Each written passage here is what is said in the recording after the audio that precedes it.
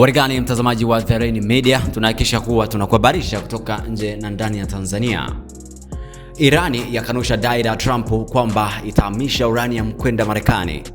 Baada ya siku ya jana Rais wa Marekani Donald Trump kutangaza rasmi kwamba Marekani itachukua uranium yote na kurudisha Marekani, na kwamba Irani imedhibitisha kutoka ushirikiano huo. Sasa Wizara ya Mambo ya Nje ya Irani imesema hazina ya nchi hiyo ya uranium iliyorutubishwa haitathaminishwa popote wala kupelekwa popote, akikanusha madai ya awali ya Rais wa Marekani Donald Trump kwamba Jamhuri ya Kiislamu ilikubali kukabidhi.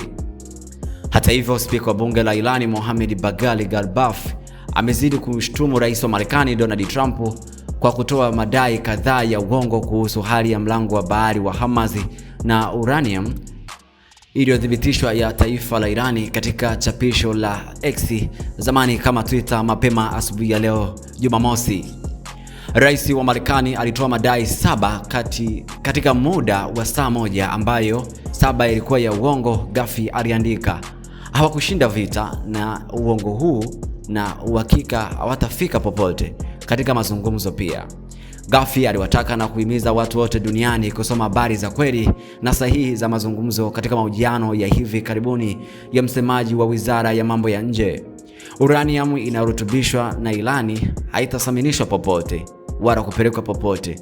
Kuhamishwa uranium hadi Marekani hailikuwa chaguo kwetu, msemaji wa Wizara ya Mambo ya Nje ya Irani Ismail Baghaei alisema wakati wa mahojiano na vyombo vya habari vya serikali ya Irani.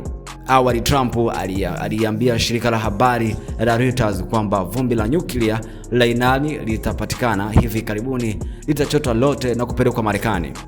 Na hivyo pia Irani imefunga tena mlango wake wa Hormuz, na ongezeko la bei ya mafuta duniani na wasiwasi wa nishati ulimwenguni kote kuongezeka. Endelea kufuatilia habari kwa karibu kupitia social media mbalimbali, huku ukibonyeza alama ya kengele kwenye upande wa YouTube, na vile ukiendelea kufollow page zetu kwenye mitandao mbalimbali ya kijamii kama Instagram, TikTok na X, ili uzidi kuwa kwanza kupata taarifa kutoka ndani na nje ya mipaka ya Tanzania.